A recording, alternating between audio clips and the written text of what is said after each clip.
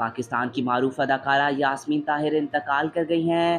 آپ کو بتا رہے ہیں معروف اداکارہ اور ریڈیو پاکستان کی مستند آواز یاسمین طاہر 88 عمر کی برس میں انتقال کر گئی ہیں۔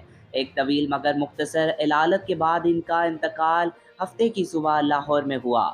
ان کی نماز جنازہ ماڈل ٹاؤن والی معروف رہائش گاہ میں عصر کے بعد ادا کی جائے گی۔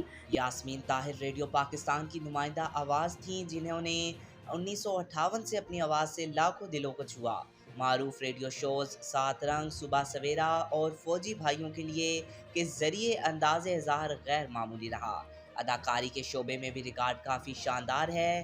انہوں نے خدا کی بستی، سونا چاندی اور موہنی محسن کی چندریالیاں جیسے ڈراموں میں زندگی بخشی۔ سال 2015 میں حکومت پاکستان نے انہیں خدمت آداب و فن پر ستارہ امتیاز سے نوازا۔ وہ امتیاز ادبی گھرانے سے تعلق رکھتی تھیں۔ ان کے والد امتیاز علی تاج اردو ڈرامہ نگاری کے معمار اور والدہ حجاب امتیاز علی معروف افسانہ نگار اور سب سے پہلی مسلم خاتون پائلٹ تھی۔ یاسمین طاہر اپنے زندگی ساتھی معروف فنکار ندیم طاہر اور بچوں فرحان، مہران اور علی طاہر کی والدہ تھی، جنہوں نے فن اور ثقافت میں اپنی الگ پہچان بنائی۔